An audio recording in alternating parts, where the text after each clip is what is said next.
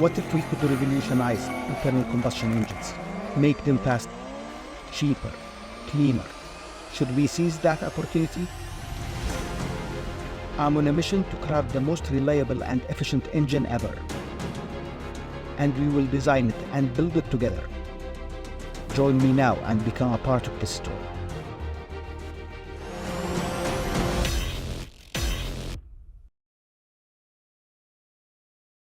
One of the most fascinating engineering mysteries is the opposed piston engine. It holds the promise for unmatched simplicity, higher power density, and amazing efficiency.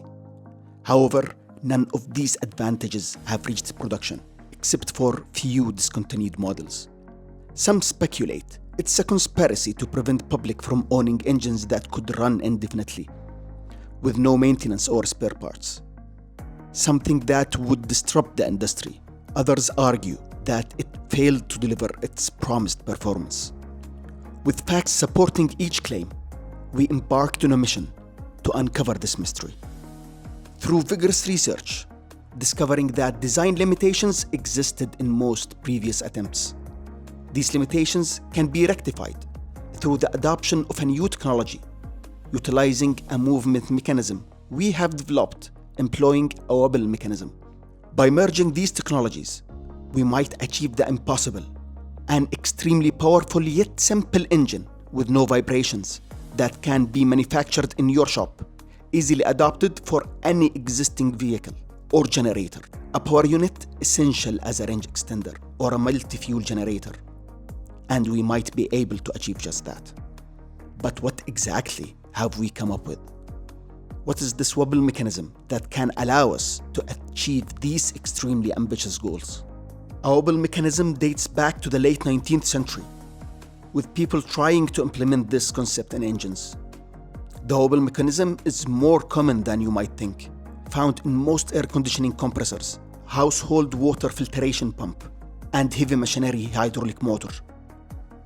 However, most engines based on a wobble mechanism didn't catch on for their specific reasons. To better illustrate our breakthrough innovation, we have to go back to the basics. Imagine holding a rotating object at a distance from its center of mass.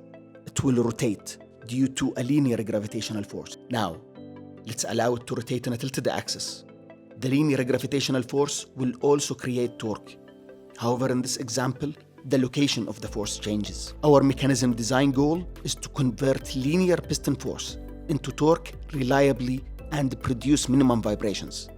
A swash plate mechanism uses similar principle and able to keep the force location by allowing the piston to slide over a tilted plate. However, the plate will push back in a force normal to the swash plane, creating side load acting on the piston delivering the force, increasing the weight of the piston and making this setup not suitable for engines. Now let's join a tilted axis with a straight axis and install a free-to-rotate disc around the tilted axis.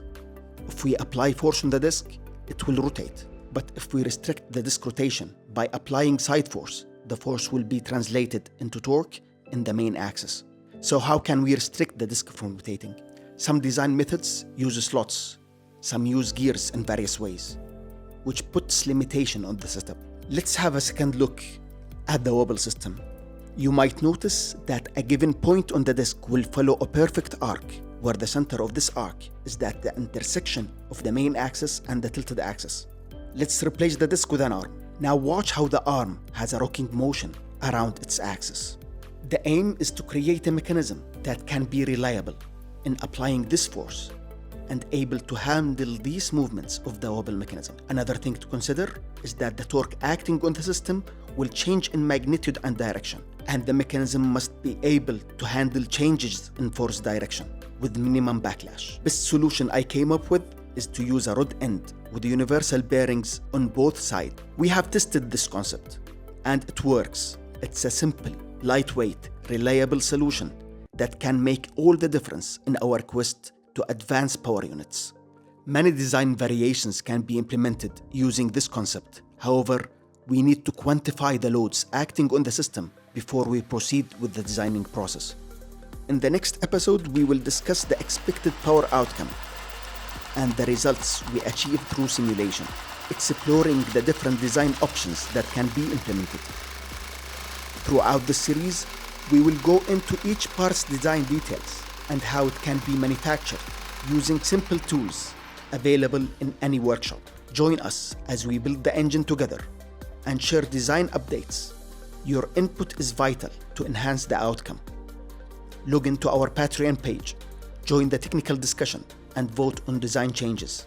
Consider subscribing as we will continue posting our progress throughout designing and testing until you can build your own engine. I would like to express my gratitude for Mr. Douglas Self for his extensive database of the Museum of Retrotechnology. Through extensive research, we found no prior applications using this concept in engines or any similar application.